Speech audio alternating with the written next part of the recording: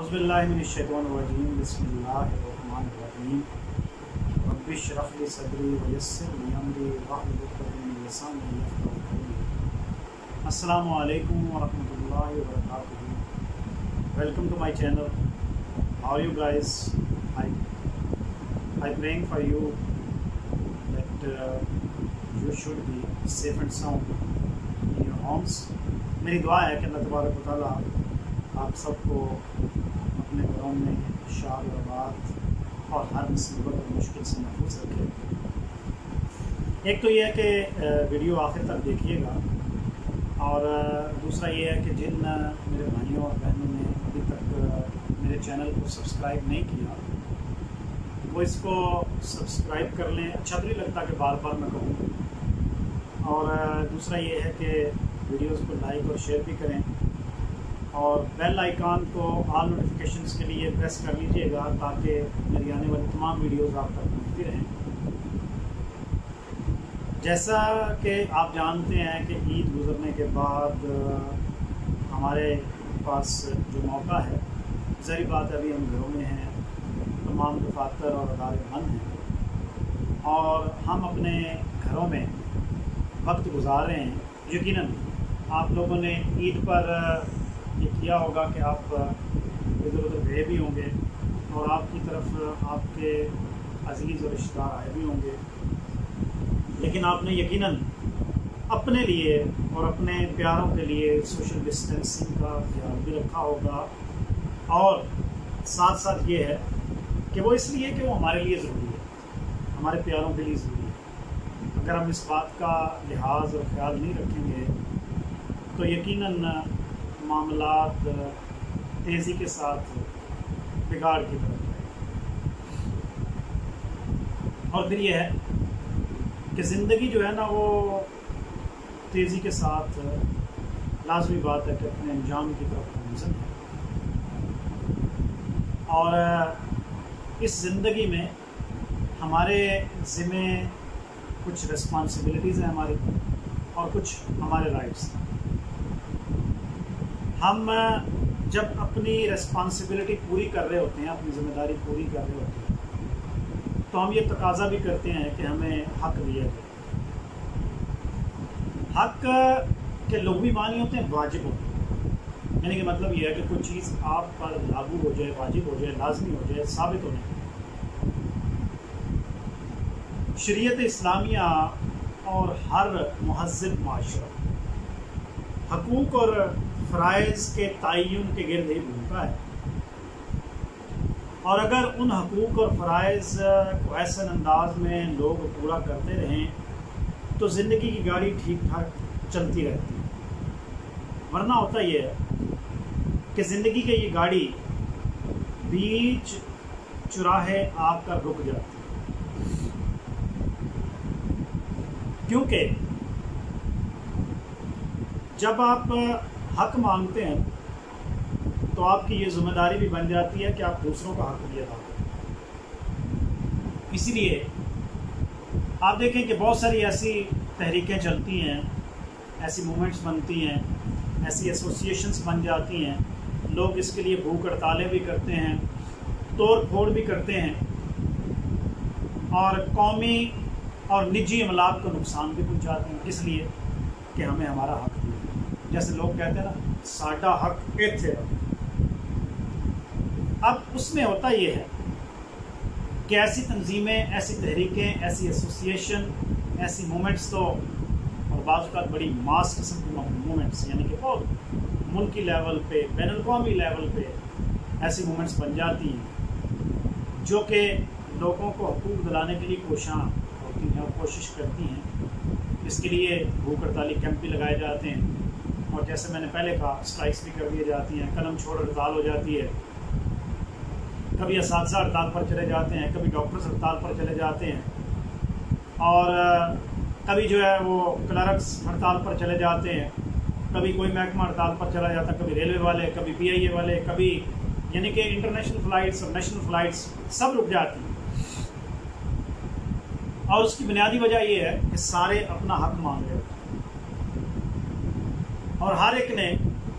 دوسروں کے اور اپنے حقوق کے لیے جھنڈا بلند کر رکھا ہوتا ہے کہ ہمیں ہمارا حق چاہیے، لیکن کسی کو بھی دوسرے کے حق کی کوئی فکر نہیں ہوتی۔ مثلا جب آپ توڑ پھوڑ کر رہے ہوتے ہیں، نجی اور قومی املاک کو نقصان پہنچا رہے ہیں، مثال کے طور پر ایک بندہ ہے، اس نے بڑی محنت سے گھر بنایا یا بڑی محنت سے اس نے ایک سواری خریدی، آپ اس کی سواری کو توڑ پھوڑ دیتے، تو کیا آپ نے اس کے حق پر ڈاکہ نہیں ڈالا اور اپنے فرض سے غفلت نہیں کی؟ آپ کا یہ فرض تو نہیں تھا۔ ٹھیک ہے، آپ کو قانون یہ حق دیتا ہے کہ آپ اپنی آواز اٹھا سکتے ہیں، لیکن کوئی قانون نہیں، کوئی مہذب معاشرہ بھی اس بات کی تو آپ کو اجازت نہیں دیتا کہ آپ کسی کو نقصان پہنچائے، کسی کے املاک کو نقصان پہنچائے۔ یعنی کہ ایسی تحریکیں اور ایسی موومنٹس، ایسی ایسوسیشن آپ کو مل جائیں گی جو لوگوں کے حقوق کے لیے آواز تو اٹھاتی ہیں، لیکن ایسی کوئی انجمن، کوئی تحریک، کوئی ایسوسیشن، کوئی موومنٹ آپ کو نہیں ملے گی جو یہ کہتی ہو کہ ہم نے دوسروں کا حق دینا بھی ہے۔ اسلام نے، یعنی کہ نبی اکرم صلی اللہ علیہ وسلم نے 1441 سال پہلے ہمیں یہ بتا دیا تھا کہ کس کا حق دو قسم کے ہیں، اس کو بھی ذرا ہمیں واضح طور پر سمجھ لینا چاہیے۔ ایک حق ہے اللہ کا، جن کو حقوق اللہ کا، جن میں عبادات اور دیگر چیزیں۔ بندے کے ذمہ جو اللہ کا حق ہے، وہ اگر اللہ چاہے گا تو معاف کر سکتا ہے، کیونکہ اللہ تبارک و تعالیٰ بڑا رحیم کریم ستار غفار ہے، اور وہ اگر چاہے تو معاف کر سکتا ہے۔ لیکن جو حق ایک بندے کا بندے کے ذمہ ہے، اس کو حقوق العباد، یہ بات جمع ہے عبد کی۔ عبد عربی زبان میں بندے اور غلام کے لیے استعمال ہے، اور ایک بندے کے ذمہ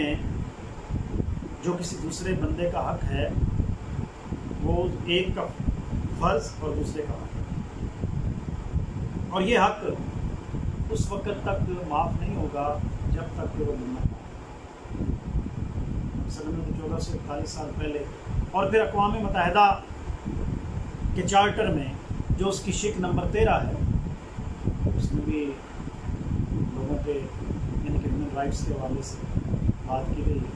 اور اس میں بتایا گیا قرآن و سنت میں جو رائٹس ہیں، جو یعنی کہ ایک دوسرے کے رسپانسبلٹیز اور رائٹس ہیں، ان کو ڈسکس کیا گیا ہے، اور بڑی تفصیل کے ساتھ ڈسکس کیا گیا ہے۔ جب ایک بندہ ڈیمانڈ کرتا ہے تو دوسرے بندے کی بھی ڈیمانڈ ہوتی ہے، یعنی کہ لیٹس سپوز میں ایک ادارے میں جاب کرتا ہوں، اور میری یہ ڈیمانڈ کیا ہے کہ میرا جو متعلقہ ادارہ ہے وہ مجھے وقت پر سیلری دے اور پوری دے۔ تو کیا یہ ادارے کی ڈیمانڈ نہیں ہے کہ وہ مجھ سے ڈیمانڈ کرے کہ جناب آپ کی ذمہ داری پڑھانا ہے، بچوں سے گپ شپ لگانا نہیں ہے، یعنی کہ طلباء اور طالبات کا وقت برباد کرنا نہیں ہے، بلکہ آپ نے ان کے وقت کو قیمتی بنانا ہے۔ اور دیکھیں، شریعت اسلامیہ اور پھر ہر مہذب معاشرہ یہ ڈیمانڈ کرتا ہے، یہ چاہتا ہے کہ تمام حقوق اور فرائض پوری دیانتداری سے ہر فرد ادا کرتا ہے، اور ہر فرد کو اس کا حق ملتا ہے، اور ہر فرد اپنی ذمہ داری سے احسن انداز میں عہدہ برا ہوتا ہے، یعنی کہ اپنی ذمہ داری پوری ادا کرتا ہے۔ نبی اکرم صلی اللہ علیہ وسلم نے فرمایا کہ ایک مسلمان کے دوسرے مسلمان پر 6 حق، کتنے؟ 6 حق۔ یہ بنیادی بات ہے، بنیادی بات کے حوالے سے پہلی بات یہ ہے کہ وہ جب وہ سلام کرے اس کے سلام کا جواب، جب وہ کہے نا السلام علیکم ورحمۃ اللہ وبرکاتہ، تو یہ جواب میں وعلیکم السلام ورحمۃ اللہ وبرکاتہ۔ دوسرا حق یہ ہے کہ جب وہ دعوت دے تو اس کی دعوت کو قبول کرے، اور تیسرا حق یہ ہے کہ جب اس کو چھینک آئے اور وہ الحمدللہ کہے تو یہ جواب میں یرحمکم اللہ یہدیکم اللہ یصلح، یرحمکم اللہ کہے اور وہ جواب میں یہدیکم اللہ یصلح بالکم کہے گا جو چھینکنے کا۔ پھر اگلا حق یہ ہے، یعنی کہ چوتھا حق، جب وہ بیمار پڑ جائے تو اس کی تیمارداری کرے، اور پانچواں حق یہ ہے کہ جب وہ فوت ہو جائے تو اس کی جنازے میں شرکت کرے،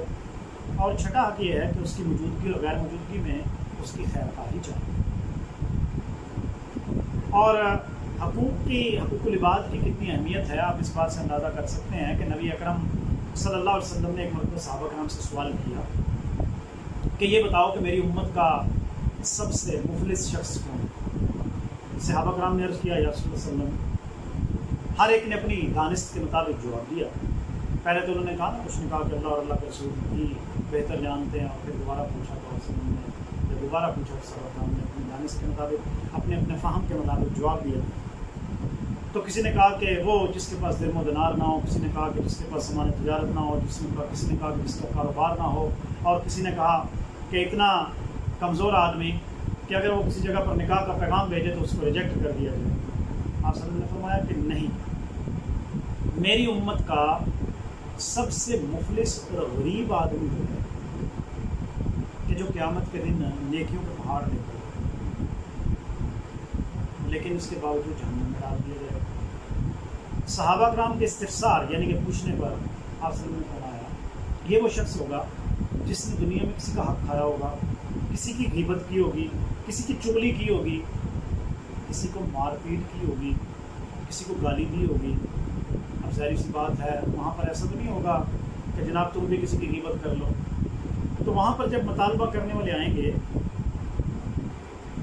تو مطالبہ کرنے والا کہے گا یا اللہ اس نے دنیا میں مجھے گالی دی تھی، میں بدلہ نہیں لے سکتا تھا، اللہ اس کی کچھ نیکیاں دے گا اس کو دے۔ وہ جہاں نیکیوں کے پہاڑ لگے ہوئے تھے، بڑے بڑے پہاڑ ہیں، اس کو کچھ دے دی جائیں گی۔ پھر ایک اور آ جائے گا، وہ کہے گا یا اللہ اس نے میری غیبت کی تھی، اس نے مجھے قتل کر دیا تھا، اس نے میری زمین ہتھیا لی تھی۔ اللہ تعالیٰ سب کو کچھ نہ کچھ دے گا۔ اب مطالبہ کرنے والے ابھی باقی ہوں گے، نیکیوں کے پہاڑ ختم، فنشڈ۔ اب کیا ہوگا؟ جو مطالبہ کرنے والے ہیں ان کی برائیاں اس کھاتے میں ڈالنا شروع کر دیں گے ایک ایک، اور جہاں پر نیکیوں کے پہاڑ کھڑے تھے وہاں پر برائیوں کے پہاڑ، اور حکم دیا جائے گا کہ اس کو قومیوں کے بعد کسی کو جہنم میں ڈال دیں۔ اچھا، ویسے تو حقوق العباد کی ایک لمبی چوڑی فہرست ہے۔ والدین کے حقوق ہیں، اولاد کے حقوق ہیں، رشتہ داروں کے حقوق ہیں، زوجین کے حقوق ہیں، دوستوں کے حقوق ہیں، صارف کے بھی حقوق ہوتے ہیں، ہمسایوں کے حقوق ہیں، غیر مسلموں کے حقوق ہیں، وہ دیگر ایک لمبی چوڑی فہرست ہے، اساتذہ کے حقوق، طلباء کے حقوق۔ لیکن ان میں سے سب سے ایک خصوصی والدین کے حقوق کے بعد جو سب سے بڑا حق ہے وہ زوجین کے حقوق ہیں، میاں بیوی کے حقوق۔ زوجین میاں بیوی کو کہتے ہیں، عربی کا لفظ ہے۔ زوج کہتے ہیں شوہر کو، اور زوجہ کہتے ہیں بیوی کو، اس سے مل کر بنا ہے زوجین۔ اچھا، یہ بات یاد رکھنے کی ہے کہ جب نکاح ہو جاتا ہے تو جو عورت ہوتی ہے وہ مخصنہ، میم ہا صاد نون ہے، مخصن، اور جو شوہر ہوتا ہے وہ مخصن، اور ان کے نتیجے میں جو رشتہ بنتا ہے اس کو احسان، کلا بند۔ کیوں کلا بند ہونا؟ وہ اس لیے کہ جب مرد و عورت کا نکاح ہو جاتا ہے تو وہ بہت سارے گناہوں سے بچ جاتے ہیں۔ اسی لیے قرآن پاک نے بھی نکاح کو میثاق الغلیظ یعنی کہ مضبوط رشتہ قرار دیا، کیونکہ والدین کے رشتے کے بعد اس سے مضبوط رشتہ اور کوئی نہیں سکتا۔ اور قرآن پاک نے اللہ تبارک و تعالیٰ نے عاشرنا، یعنی کہ وہ تمہارے لیے لباس ہیں تم ان کے لیے لباس ہے۔ اس سے بڑھ کر اور کیا بات ہو سکتی ہے کہ دونوں ایک دوسرے کے عیبوں کو چھپانے والے، لباس عیب چھپاتا ہے، میں نے لباس پہن رکھا ہے نا، اس کے نیچے کیا ہے، میرے جسم پر پتہ نہیں کتنے زخم ہیں اور کتنے اس کے نیچے خرابیاں ہیں، لباس نہیں چھپاتا۔ بالکل اسی طرح اگر آپ کو اوور کوٹ والا سبق یاد ہو، افسانہ یاد ہو کہ غلام عباس صاحب کا اوور کوٹ کا جو افسانہ ہے کہ وہ مال روڈ لاہور پہ جو اس نوجوان چلا جا رہا تھا اور بعد میں ایکسیڈنٹ کی وجہ سے ڈیتھ ہوئی، اور وہ جب ہاسپٹل میں پہنچے تو اس کے لباس کے اوپر بڑا بہترین اوور کوٹ اور نیچے سے کیا نکلا، تو بالکل اسی طرح میاں بیوی ایک دوسرے کا لباس ہے۔ اب یہ ہے کہ جو شوہر کے حقوق ہیں، اور ایک بات یاد رکھیے گا کہ جو ایک بندے کا حق ہے وہ دوسرے کا، صحیح بات ہے، دوسرے کی ذمہ داری ہے۔ جو شوہر کے حقوق ہوں گے وہ بیوی کی ذمہ داری ہے۔ اس میں شوہر کے حقوق میں اطاعت ہے، خوشنودی ہے، حفاظت آبرو اور مال ہے، بچوں کی پرورش اور نگہداشت ہے، حق طلاق ہے، شوہر کے رشتہ داروں سے حسن سلوک ہے، میراث ہے، اور پھر دعا ہے۔ اور اگر ہم بیوی کے حقوق کو دیکھیں تو حسن سلوک، مہر کی ادائیگی، نان و نفقہ، مار پیٹ سے اجتناب، حق خلا، بیوی کے رشتہ داروں سے حسن سلوک، میراث، اور اسی طرح دعا ہے۔ اب اگر ہم ان کو ڈیٹیل میں ڈسکس کریں نا، جو میں نے شوہر کا سب سے پہلا حق بتایا ہے کہ اطاعت، تو اس میں اگر ہم دیکھیں تو یہ بات سامنے آتی ہے کہ قرآن و سنت میں میاں اور بیوی کو جو ایک دوسرے پر حق دیے ہیں، اگر ہم اس کو اس سینس میں سمجھیں نا کہ میاں اور بیوی گاڑی کے دو پہیے ہیں، دونوں کے حقوق اور فرائض کو جانچنے کے لیے میں یہ بات کرتا ہوں۔ آپ میں سے جو ڈرائیونگ کرنے والے ہیں نا، وہ اس بات کو جانتے ہیں کہ اگر دونوں پہیے فلیٹ ہوں، مطلب یہ ہے کہ برابر ہوں، اور ویل بیلنسنگ درست ہو، تو گاڑی ادھر ادھر یوں نہیں ہوتی۔ اور اگر ایک پہیے میں ہوا زیادہ ہو اور دوسرے میں کم ہو تو گاڑی جو ہے نا سڑک پہ ٹکراتی گرتی ہے۔ تو اگر دونوں پہیے جو ہے نا ٹھیک ہوں، پھر گاڑی کی زندگی والی گاڑی بھی درست سمت میں چلتی ہے۔ لیکن اگر ایک پہیے میں ہوا زیادہ ہو جائے، یا آپ یوں سمجھیں کہ ایک سائڈ پہ ٹریکٹر کا پہیہ لگا دیا جائے اور دوسری سائڈ پر کار کا پہیہ ہو، تو گاڑی کے خام چلے۔ تو پہلا جو شوہر کا حق ہے وہ یہ ہے کہ بیوی جو ہے نا اس کی اطاعت کی جائے۔ اللہ تبارک و تعالیٰ نے نا بہترین عورتوں کی قرآن پاک میں دو خصوصیات ہیں، ایک فالصالحات اور دوسری حافظات للغیب، یعنی کہ فالصالحات قانتات و حافظات للغیب، یعنی کہ وہ دو خصوصیات۔ پہلی خصوصیت کہ وہ شوہر کی اطاعت گزار ہوتی ہے، اور دوسری خصوصیت کہ وہ اس کی موجودگی اور غیر موجودگی اپنی عزت و آبرو کی حافظ ہوتی ہے۔ اور پھر یہ ہے کہ حضرت انس رضی اللہ تعالیٰ عنہ یہ کہتے ہیں کہ جب عورت 5 وقت کی نماز ادا کرتی ہے، یعنی کہ نفل تو پڑھتی ہو، فرض نماز ہوتی ہے، رمضان المبارک کے روزے رکھو، نفلی نہیں، رمضان المبارک کے روزے، اپنی آبرو کی حفاظت کرتی ہو، شوہر کی اطاعت گزار ہو، وہ جنت کے 8 دروازوں میں سے 8 دروازے نا جنت کے، وہ جنت کے 8 دروازوں میں سے جس دروازے سے چاہے جنت میں داخل۔ یہ ترمذی ابواب الرضا کی حدیث ہے۔ اور پھر نبی اکرم صلی اللہ علیہ وسلم نے ایک موقع پر فرمایا، بار بار عورتوں کو خطاب کرتے ہوئے، اگر میں کسی کو کسی کے آگے سجدہ کرنے کا حکم دیتا ہوں، میں عورت کو حکم دیتا تو وہ مرد ہو سکتا ہے۔ اب آپ اس کو سمجھ سکتے ہیں اطاعت گزاری کتنی سی۔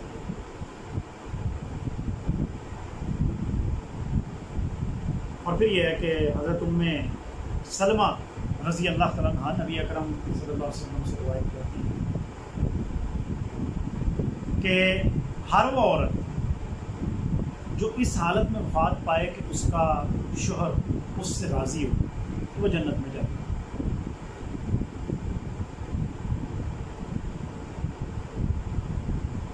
اچھا اطاعت جو ہے نا